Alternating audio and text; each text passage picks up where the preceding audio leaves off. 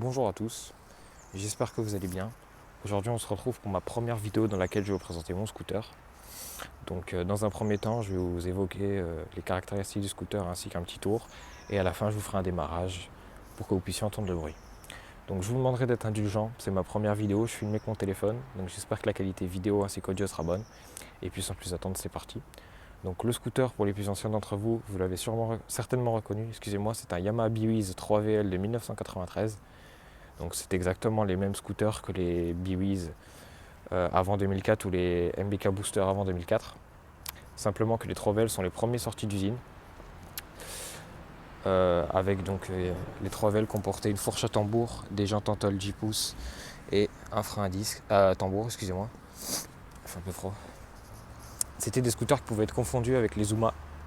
Les Zuma, vous aviez en fait un phare arrière beaucoup plus gros, il me semble. Enfin avant, beaucoup plus gros.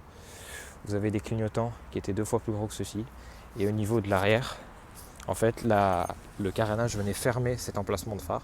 Et vous avez une grille avec le feu stop et les 2 clignotants rajoutés dessus. Celui-ci, c'est un B-Wiz qui a été rénové de A à Z. Le cadre a été peint, traité à l'anti-rouille, le moteur a totalement été ouvert, tous les roulements ont été changés, nouveaux cylindres, etc. Pareil pour les trains roulants, tout a été révisé, changé. Donc c'est un scooter qui est quasiment neuf, malgré ses 31 ans. Donc on va commencer par la face avant. Donc si vous voyez un trou, je sais que vous avez certainement vu ça depuis le début, c'est parce que c'est un carénage pour les versions d'après, les Road, qui comporte un frein à disque. Ça c'est l'emplacement pour mettre le liquide, pour le bocal de liquide de frein. Donc le temps que je trouve une tête de fourche, un carénage tête de fourche de 3VL, ce sera comme ça. Bref, trêve de blabla, on retrouve donc les 2 clignotants carrés des 2 côtés. Hop, le klaxon, le phare. Cette face avant que je trouve juste sublime. Et le pneu. Côté droit, donc on retrouve, comme je l'ai précisé, un frein à tambour. Voilà. Le marchepied. La béquille centrale qu'il faudrait que je change parce qu'elle est tordue et le ressort fait plus très bien son taf. Hop, donc c'est des scooters qui sont très petits par rapport aux nouveaux qui sortaient, comme vous pouvez le voir. Là le trou c'est pour mettre la serrure de coffre, sauf qu'en fait 95% des B-Wiz ou des boosters anciens modèles, l'emplacement ici pour mettre la serrure elle pétait. Du coup le mien a 31 ans donc malheureusement c'est cassé, mais du coup moi je ne peux plus verrouiller mon coffre. Bon, par siphonner l'essence et à la limite voler la batterie, il n'y a rien à voler, mais voilà. Ensuite ici, donc carter, on retrouve le kick à l'ancienne. Les anciennes boîtes air après elles sont bombées, celles-ci elles sont plates. L'amortisseur et je vous montrerai le moteur depuis le capot juste ici. À l'arrière donc on retrouve la selle avec bordé Yamaha dessus, les anciens feux arrière, parce qu'après il me semble sur les boosters vous avez 2 sortes de petites gouttes qui descendent comme ça. Là c'est les feux arrière comme ceci. La bavette qui ne se détaille pas en fait. Donc si à l'époque vous décidiez de couper votre bavette juste ici, en fait vous devrez racheter tout le bloc ici garde-vous. Voilà. La jante, un peu d'huile, la jante en 10 pouces, le pot d'origine. Bon, il a été repeint, ça se voit, mais le pot d'origine, la volute de refroidissement. Et côté droit, ça donne ceci. Voilà. Donc, sous la selle, on retrouve un réservoir en tôle de 5 litres 3, voilà, qui s'ouvre comme ceci. Donc là, hop, on va pouvoir voir le mélange au fond. Voilà. Donc à l'époque, ça tournait bien en graissage séparé. Hein. C'est simplement que moi, étant donné que ma durée d'huile est courbée, je préfère le faire tourner au mélange. Le réservoir d'huile du coup qui est totalement vide et la batterie qui est également vide. Alors, maintenant, on va passer directement... Enfin non, d'abord, je vais vous montrer un peu la place qu'on a à bord. Donc, il faut savoir que je mesure quasiment 1m80, je dois faire 1m78. Et comme vous pouvez le voir, si je mets mes pieds vraiment sur le marchepied, je suis assez à l'étroit. Il faut simplement que je les décale légèrement par là. Mais sinon, c'est un scooter qui est très maniable, une selle très confortable. On est très bien assis dessus. Franchement, entre les nouveaux modèles de 2004 et ceux-ci, je vous conseille clairement ceux-ci. Niveau puissance, à l'époque, quand ça sortait d'usine, c'était des scooters qui n'étaient pas bridés. Donc c'est un scooter actuellement qui, du coup, comme prévu, n'est pas bridé et qui fonctionne, enfin qui marche beaucoup plus fort que les autres qui sont sortis par la suite. C'est un moteur qui est très nerveux. Donc moteur 2 temps 50 cm3. Alors je vais vous montrer le carbu si je peux. Oh, tiens, on l'attrape un petit peu. Je sais pas. Oula. Je sais pas si on va voir. Là-bas vous avez le carburateur.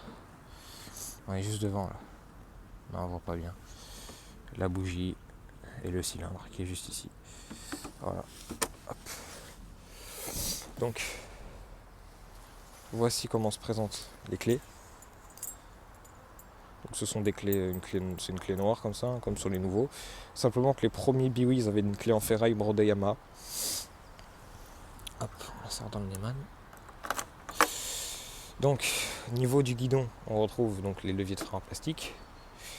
On retrouve le klaxon, la commande des clignotants gauche, droite, le starter qui est manuel.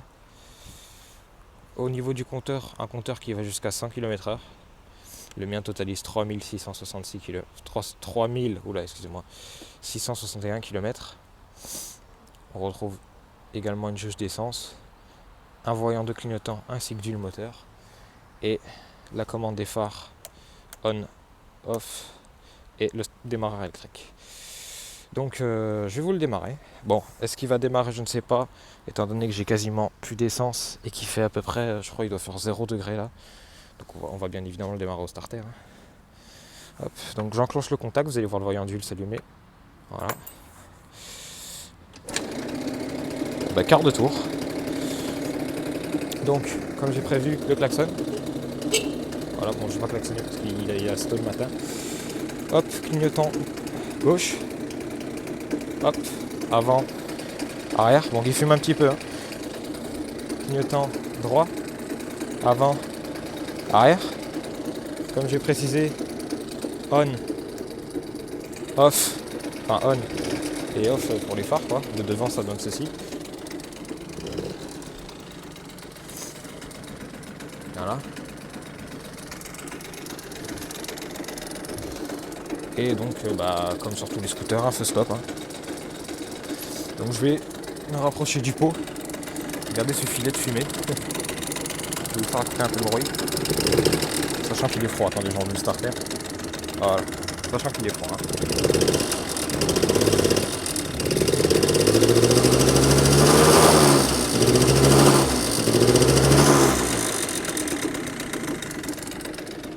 Voilà. Et pour l'éteindre, très simple.